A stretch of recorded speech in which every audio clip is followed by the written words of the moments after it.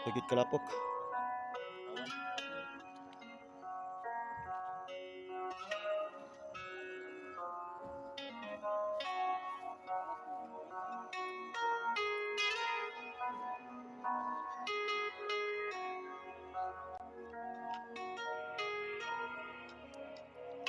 Sulod yun ni itampos yung motor dito. Dala no. Ako yung motor 150 nga KLX. KMX. Ano na to? Ano to key person na to dire? Ano to key person na to dire? Dato man to itampos nga. One day kuan siya.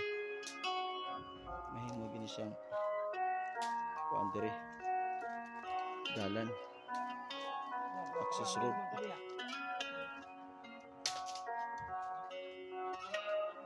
Grabe. Ala, naligid yun siya. Na may suba dia saan? Unahan gamay, makapanghugas ra dito.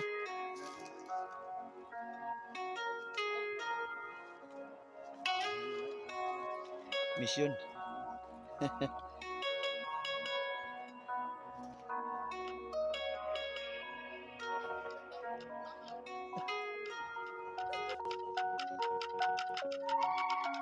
May kinabit-bit yung mga manok. Magkano? Amo ta pabalikan sa mga batanon. No.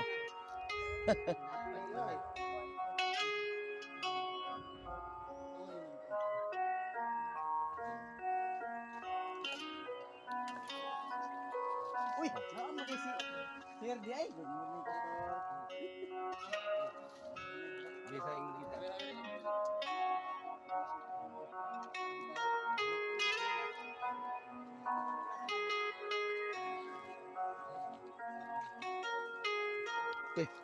Danlog yun siya kayo.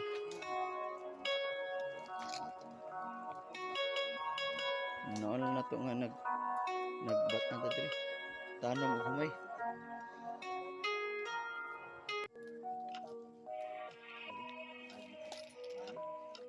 Oh, kabayo, abaw. Dili man gihakot gayon ang mga generator. Oh, nay. Ngi-deliver na mo gabi eh. Grabe, sobrang putik.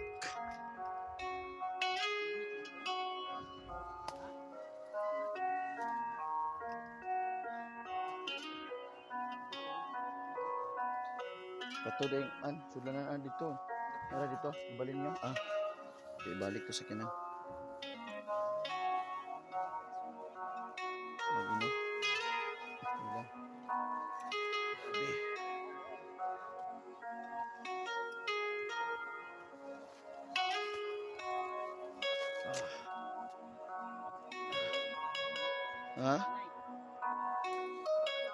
Pangkuan gini. Nanami sa suba. Bugno na. Bugno ng paminaw kay nasa daplin sa mabugno nga suba. Kamera. Dadugay pa milang Pastor Fred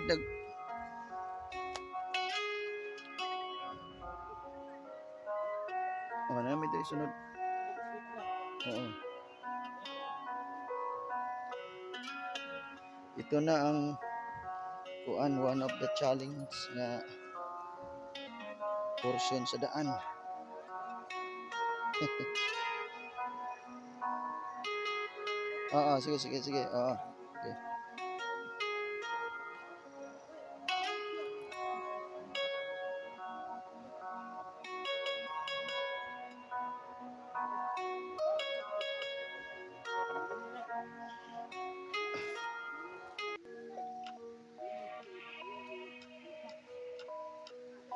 Yan. Let's go.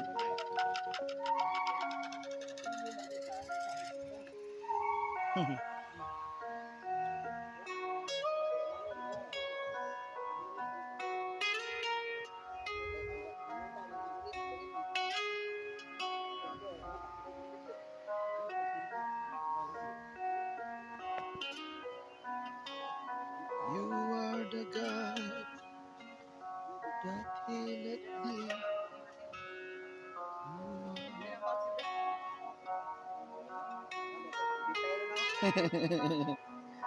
Ikaw na. Sige. Hallelujah. Wow. No. So, malapit na kami mga kaibigan. Dito na kami sa boundary.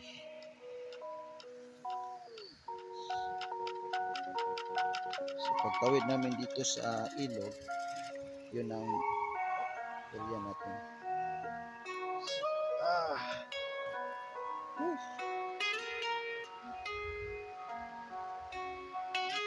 Hugas sa kadre. Na may tubig dito no? Dito na lang ta. Wow. Sa wala na yung tinda sil. Wala sir, hindi mo sulod.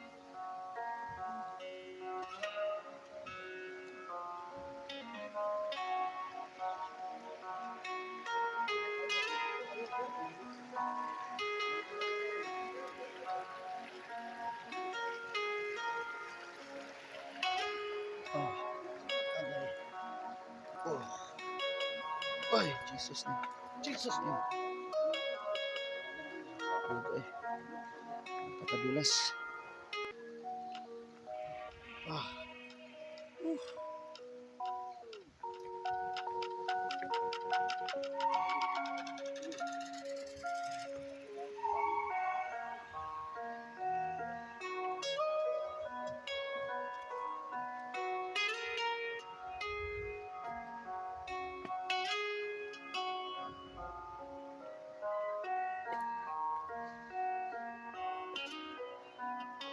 Kira kaya?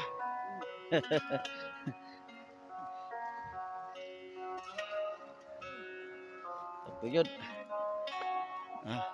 Doon na ta sa area.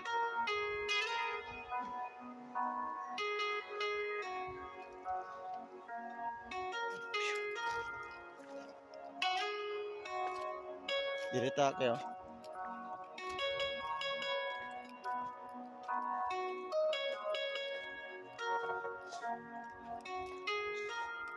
So ngayon ang ating cultural redemption and reconciliation ng mga dato mga kaibigan.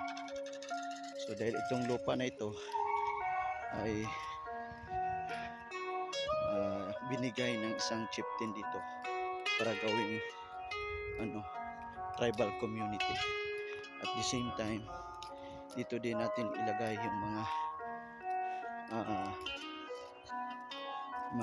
building na kung saan ay gamitin natin para sa training,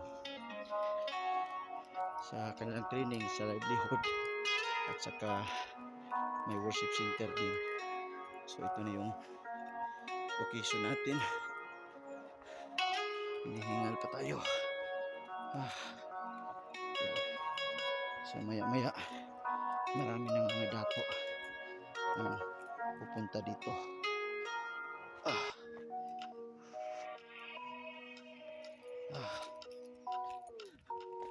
Thank you Lord.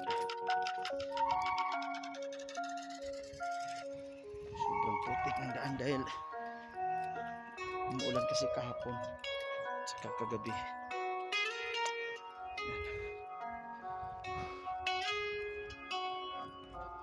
Yan. Yan.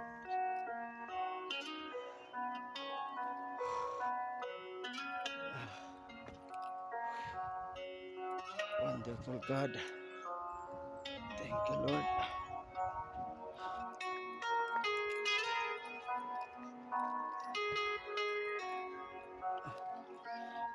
Hugas muna tayo. Sobrang lamig ng tubig dito mga kaibigan.